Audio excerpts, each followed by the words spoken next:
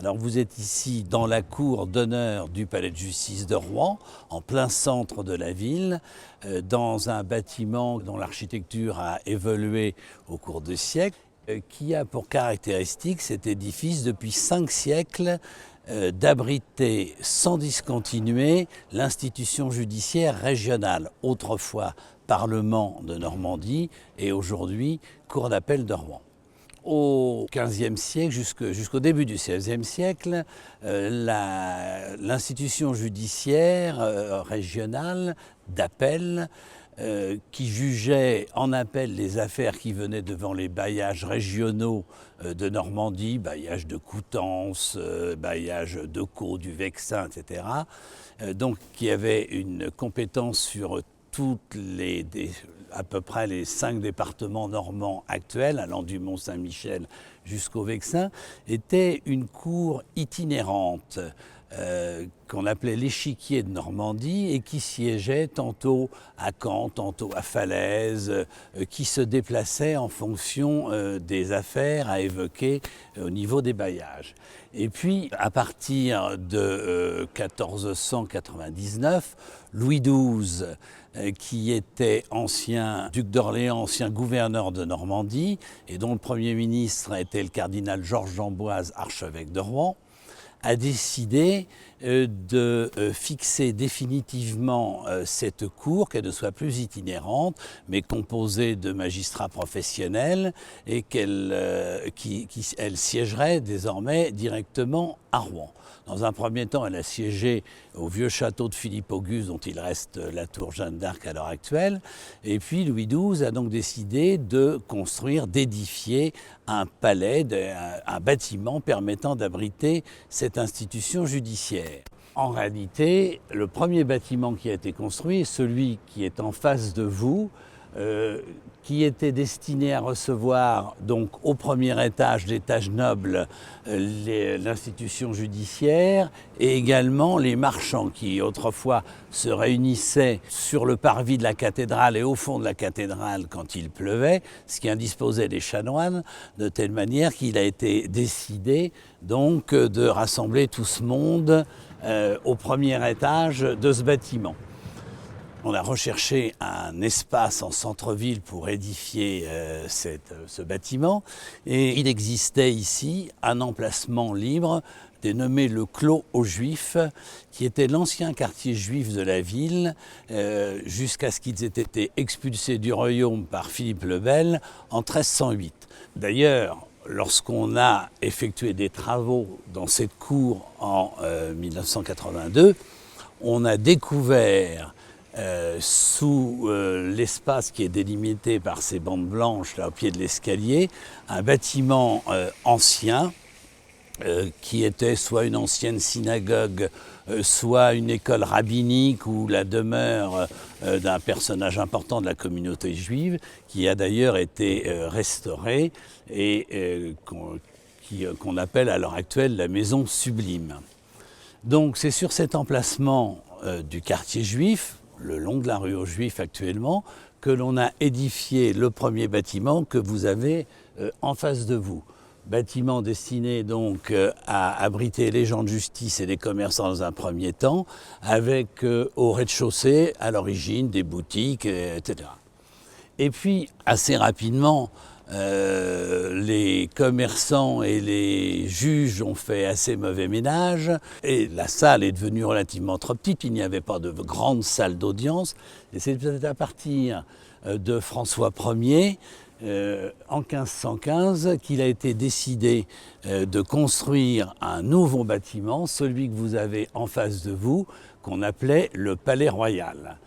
Donc un bâtiment magnifique de style gothique, flamboyant, avec un rez-de-chaussée assez sobre, un étage noble avec ses belles fenêtres au premier étage, les pinacles qui montent jusqu'en haut, les galeries, toutes ces arcs-boutants, ces encorbellements, véritables sculptures de pierre qui a d'abord été réalisée dans la première partie à gauche, la deuxième partie située à droite ayant été réalisée simplement au XIXe siècle.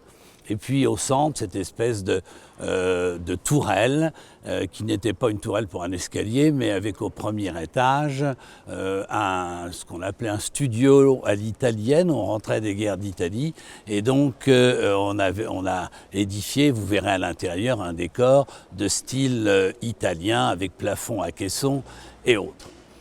Et puis, petit à petit, l'institution se développant, il a toujours fallu davantage de place, et on a édifié sur le côté droit, ici, au XVIIe siècle, un bâtiment qui abritait notamment un plafond magnifique de Jouvenet retraçant le triomphe de la justice, bâtiment qui a été ensuite détruit.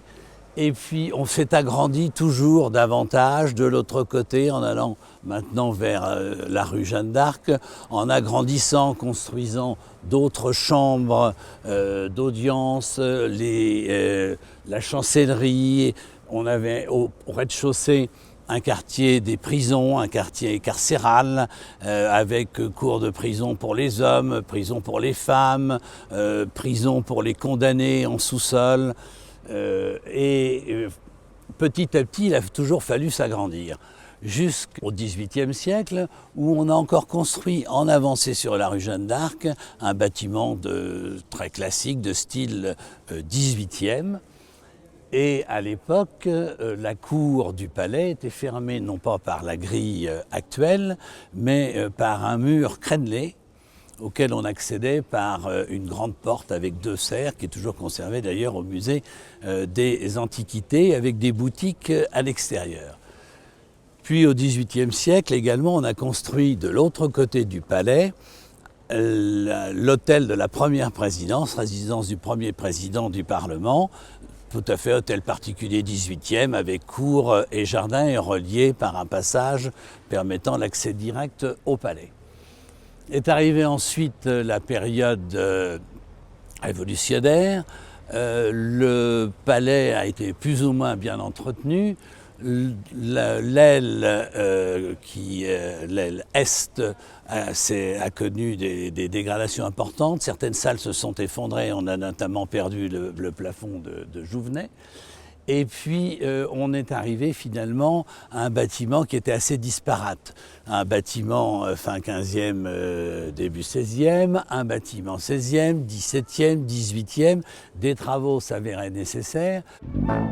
Et c'est au XIXe siècle que l'ensemble du bâtiment a pris son aspect actuel, sous l'impulsion de 3 architectes principaux, l'architecte Grégoire, l'architecte Desmarais et Lucien Lefort, qui ont uniformisé l'ensemble du bâtiment dans ce style gothique et néo-gothique. Le bâtiment a donc pris son aspect actuel jusqu'aux événements malheureux de la dernière guerre, où en avril 1944 d'abord, pour préparer le débarquement, l'aviation alliée a bombardé le nœud ferroviaire de la Rouen-Rive-Gauche, Sotteville.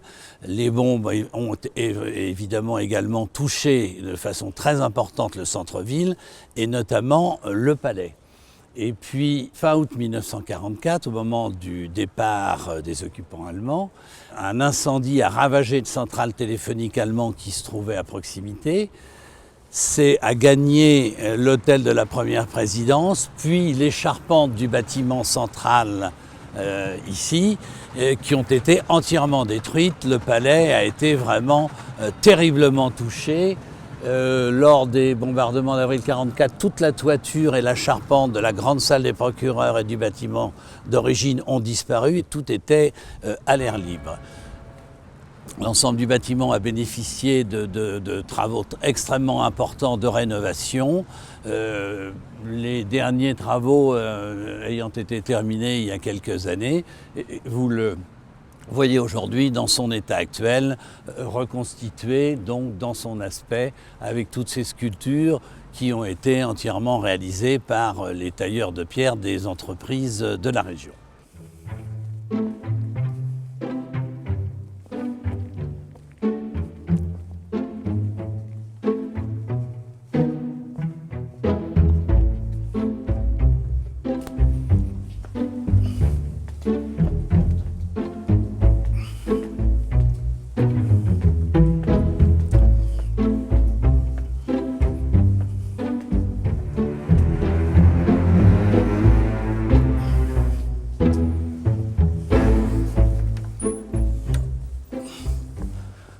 ici nous sommes dans la partie la plus ancienne du palais, dans ce que nous appelons à l'heure actuelle la salle des procureurs. C'est une très grande salle, 48 mètres de long, 16 mètres 50 de hauteur, avec une voûte qui a été reconstituée, mais en forme de carène de bateau inversée, telle que les charpentiers de marine, n'oublions pas que nous sommes dans un port, les charpentiers de marine normands savaient très bien faire et que nous retrouvons dans beaucoup d'églises de la région. Alors cette salle donc servait au départ à accueillir les gens de justice et les commerçants, et les avocats par exemple n'avaient pas comme aujourd'hui un cabinet en ville, mais entre les différentes fenêtres, des bancs bureaux un peu comme ceux des bouquinistes sur les quais à Paris. Et les magistrats siégeaient au fond de cette salle. Ici, il y avait en face une chapelle dont on voit encore un peu l'encorbellement, qui dominait un peu la rue aux Juifs, où tous les ans, à la Saint-Martin d'hiver, a été célébrée une messe dite messe rouge, parce que les magistrats y siégeaient en robe rouge. Cette salle, lors des bombardements de 1944, a été entièrement détruite. La voûte a été anéantie et la reconstruction a été faite non pas à l'identique avec une charpente en bois, mais par une charpente en béton, recouverte ensuite de cette charpente en bois qui garnit la voûte.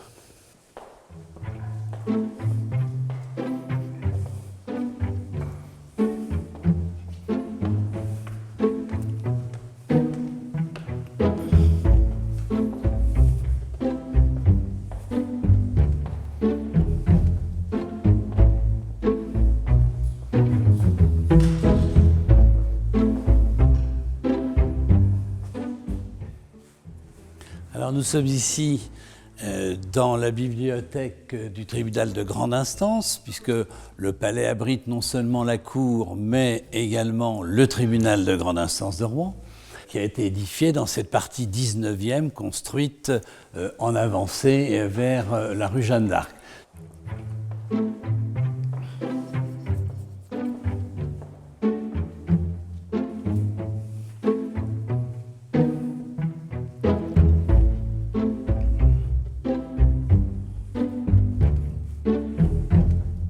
Nous sommes ici dans la salle du tribunal de grande instance, où siège pratiquement chaque jour le tribunal correctionnel.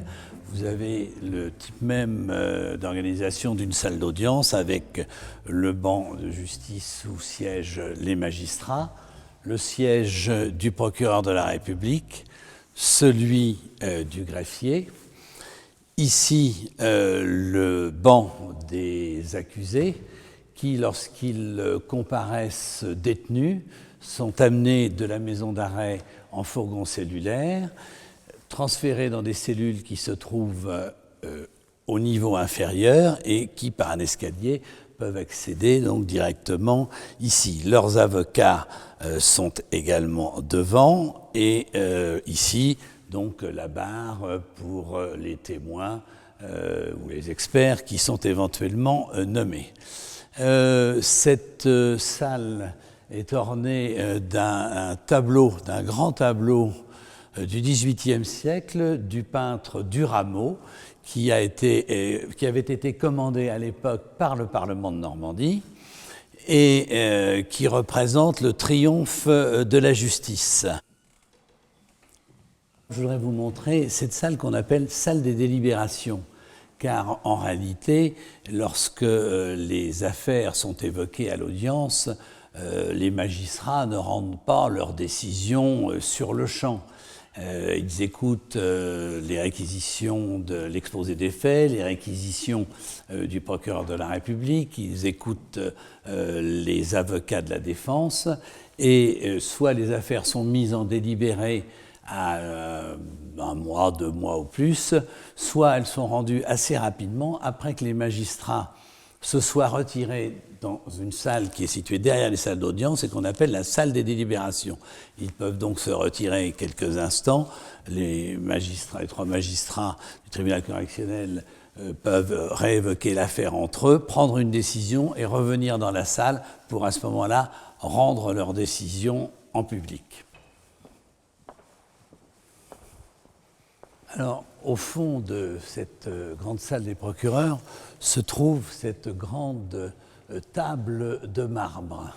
Cette table de marbre a été achetée par le Parlement de Normandie aux chanoines de la cathédrale aux environs de 1528, je crois, et elle servait donc de table de justice autour de laquelle siégeaient des magistrats, dits magistrats à la table de marbre, qui était une juridiction qui traitait des affaires maritimes, des affaires des eaux et forêts, des affaires de l'amirauté, c'est-à-dire des affaires maritimes et portuaires.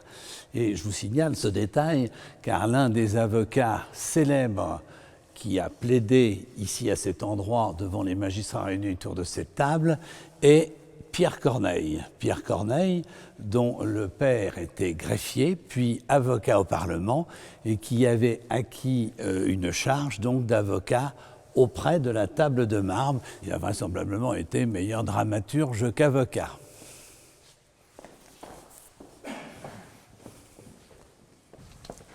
Nous entrons maintenant dans la plus belle salle du palais, c'est-à-dire l'ancienne grande chambre du Parlement de Normandie et actuellement salle des Assises. Cette salle a donc été construite à partir de 1515 sous l'impulsion de François Ier, qui voulait que la juridiction normande siège dans un palais digne de ce nom. C'est lui d'ailleurs qui a transformé l'ancien échiquier de Normandie en cour de parlement permanente siégeant à Rouen, à l'instar des autres cours de parlement qui existaient dans d'autres régions de France, le Parlement de Bourgogne, le Parlement de Toulouse, le Parlement d'Aix, etc. Et donc c'était l'époque où on revenait des guerres d'Italie.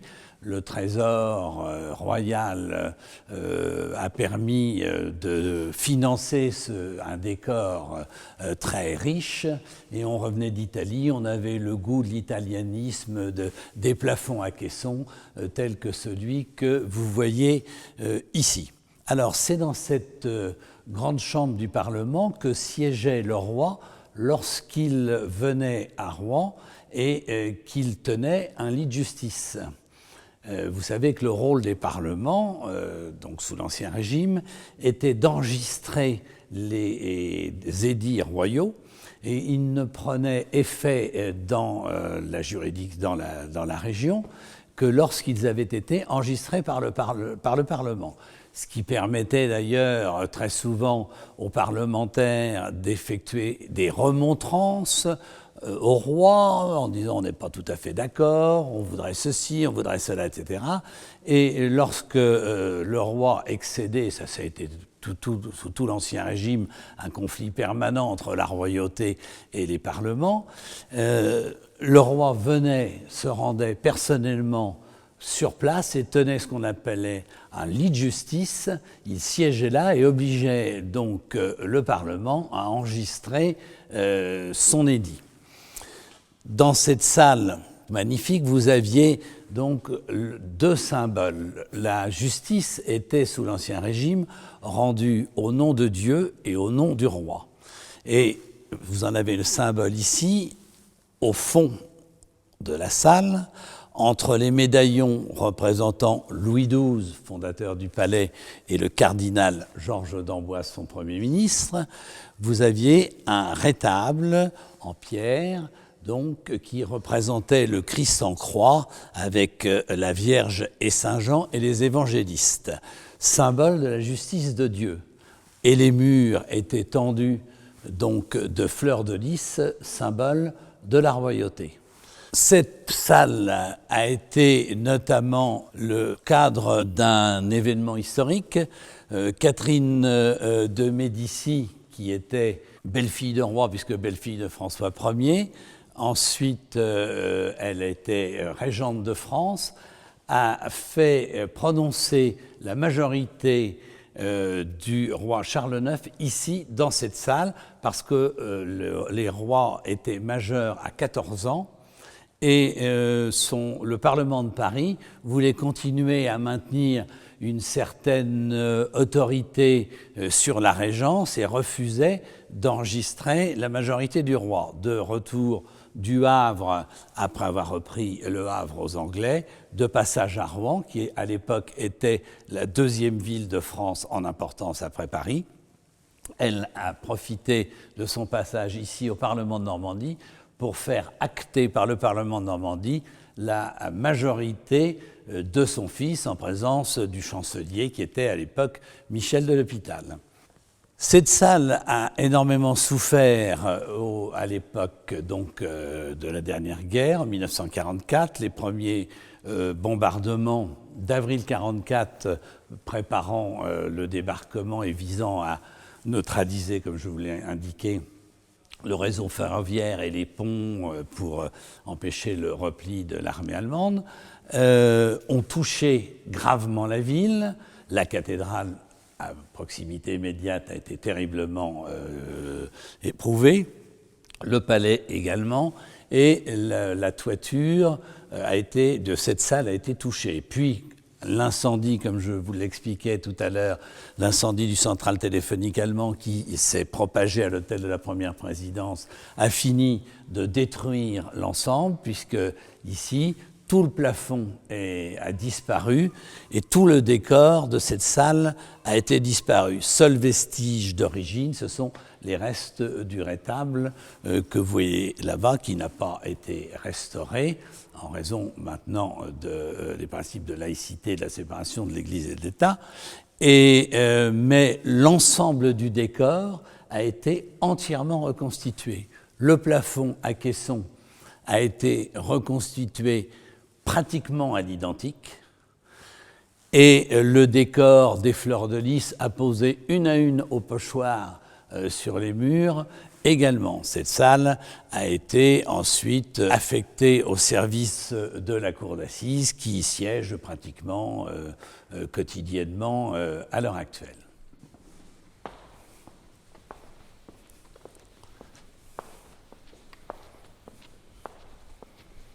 Quelques précisions sur l'organisation des audiences de la cour d'assises. Donc ici se tiennent le président de la cour d'assises entouré de 2 magistrats professionnels et des jurés qui sont de la société civile et qui sont tirés au sort sur les listes électorales pour chaque session.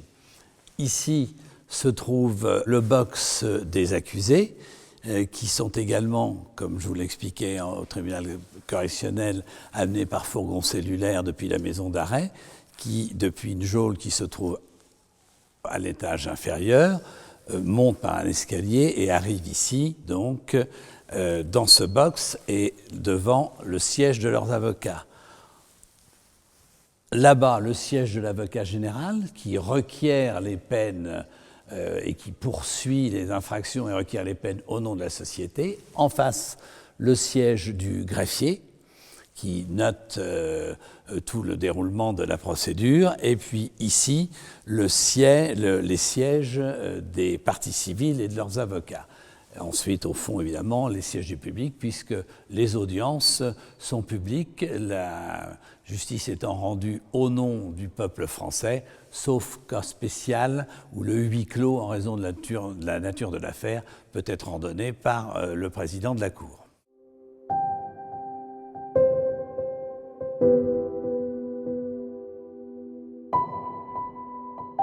Cette petite salle qui se trouve derrière la salle des assises est la salle des délibérés de la Cour. Et donc, au début de chaque affaire, on tire le nombre de jurés nécessaires, qui est de 6 ou 9, suivant les affaires.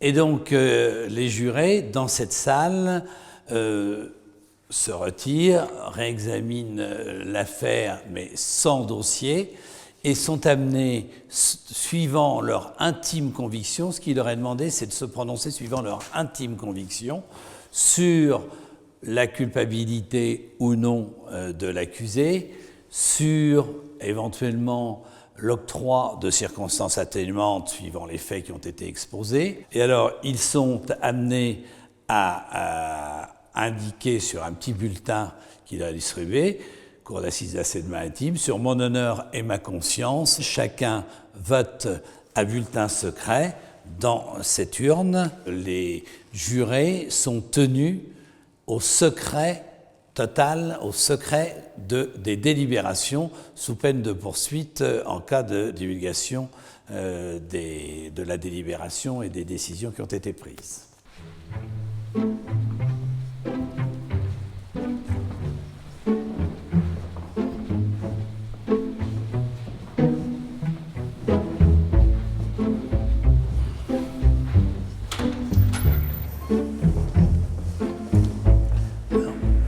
Au XVIIIe siècle, donc, le Parlement a commandé à la Manufacture royale de Beauvais 2 grandes tapisseries destinées à orner les salles d'audience, l'une représentant la justice de Dieu et l'autre la justice du roi. Et pour réaliser ces tapisseries, il fallait donc des modèles qu'on appelle des cartons de tapisserie, qui ont été commandés aux 2 peintres les plus célèbres de l'époque, Boucher d'une part et Natoire d'autre part. Et en 1999, lorsque nous avons organisé une grande exposition sur le Parlement de Normandie, ici même, nous avons retrouvé dans les réserves du Musée des Beaux-Arts la toile de Natoire, un Christ en croix, symbole de la justice divine, qui était en très mauvais état et que nous avons restauré et que la ville de Rouen nous a autorisé à déposer ici même. Nous avions retrouvé la toile de Natoire, mais nous n'avions pas retrouvé la tapisserie, qui avait disparu au moment des pillages et des ventes révolutionnaires. Or, quelque temps après, nous avons appris que les propriétaires d'un château d'Île-de-France avaient cette tapisserie et avaient décidé de la mettre en vente en salle des ventes de Chartres. Vous avez donc là évidemment l'héliциer tissant à l'inverse du modèle, ce Christ en croix, et de chaque côté, les insignes, le symbole du roi, les 2 ailes de Louis entrelacées et surmontées de la couronne royale.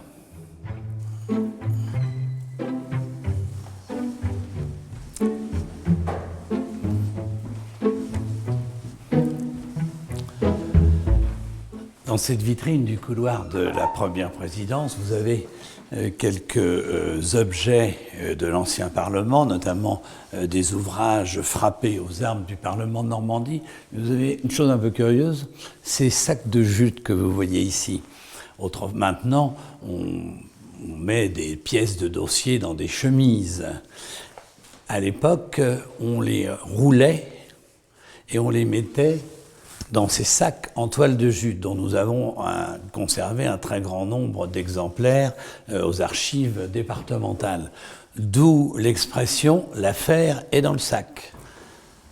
Ici, une petite vue intéressante d'un peintre normand, Lemaître, du 19e, qui montre l'intérieur de la salle des procureurs que nous avons visitée tout à l'heure, animée à l'époque d'un certain nombre de justiciables et d'avocats en robe, où l'on voit l'escalier qui, à l'époque, n'était pas à l'angle pour pénétrer dans le lieu, mais au milieu de la façade avec la porte ouverte vers l'extérieur.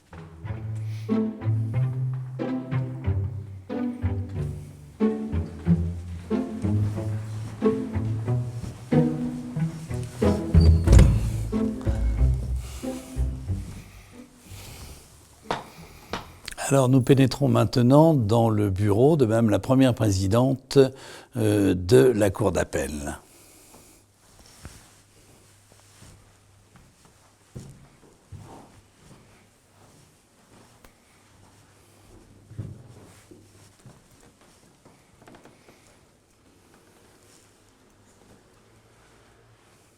Ce bureau renferme des œuvres d'art de toute première importance, et notamment au fond le rétable en bois, une peinture du XVe siècle des origines du bord de Loire, qui représente encore une crucifixion, la Vierge et Saint Jean, qui a été offert par le roi Louis XII au Parlement de Normandie lorsqu'il est venu tenir son premier lit de justice au début du XVIe siècle.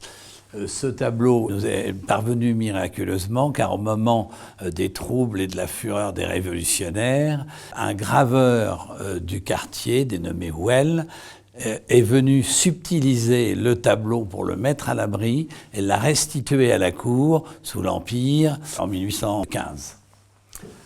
Vous avez ici toujours symbole de la justice du roi, rendu au nom du roi et au nom de Dieu. D'une part, un très beau portrait de Pierre Mignard représentant le roi Louis XIV au siège de Namur. Vous voyez ici le roi en armure avec son bâton de commandement et on distingue dans le fond la forteresse de Namur au confluent de la Sambre et de la Meuse.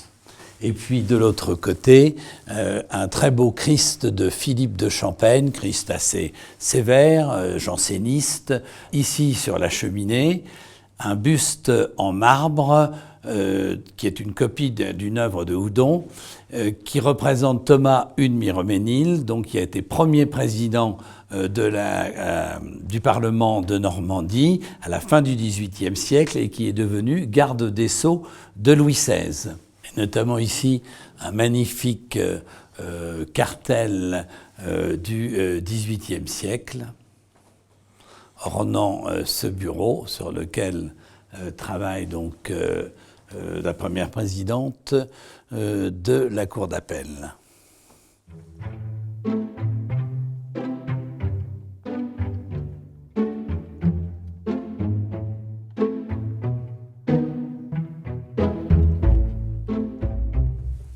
Donc ici, nous sommes dans le salon, dit Salon Napoléon, en raison du buste de l'empereur qui est sur la cheminée, et dont les murs sont ornés de parlementaires du XVIIIe siècle, en habit de magistrat. Ici, le portrait de Thomas I de Miromesnil par Boileau.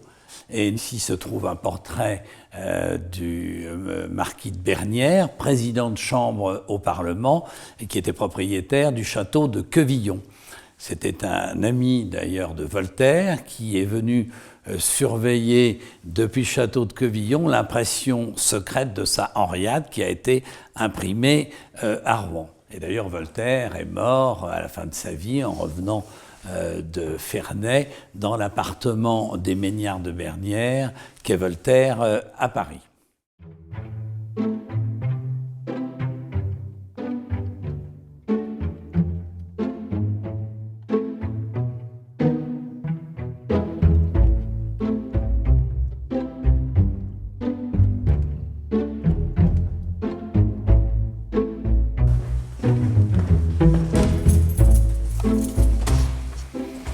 Donc ici, nous sommes encore dans une chambre de délibération qu'on appelle ici la grande chambre du Conseil, qui comporte également quelques portraits d'anciens parlementaires, notamment un très beau portrait au fond du président de Montelon par L'Argillière.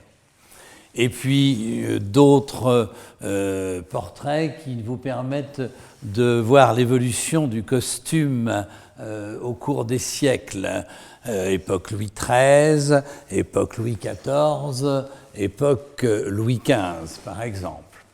Dans cette salle également se trouve une remarquable pendule réalisée par l'horloger de la reine Anne d'Autriche et toute en écaille et les bronzes étant de Girardon.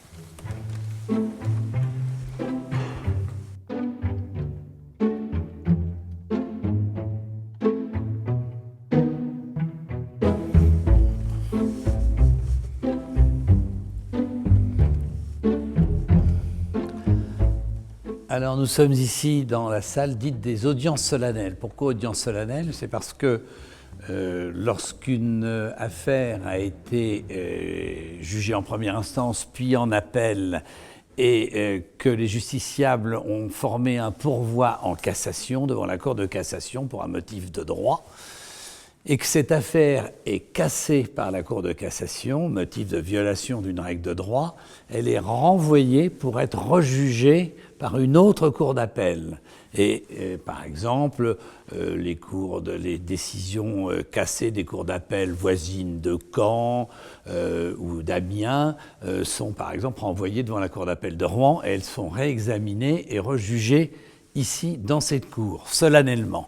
Alors, cette salle comporte une toile tout à fait remarquable de François Boucher. Je vous ai expliqué tout à l'heure que le Parlement avait commandé 2 tapisseries, l'une confiée à Natoire et l'autre à Boucher. Celle-ci représente donc la royauté, la justice du roi, avec les armes de France à gauche, les fleurs de lys, et à droite avec les chaînes d'or sur fond rouge.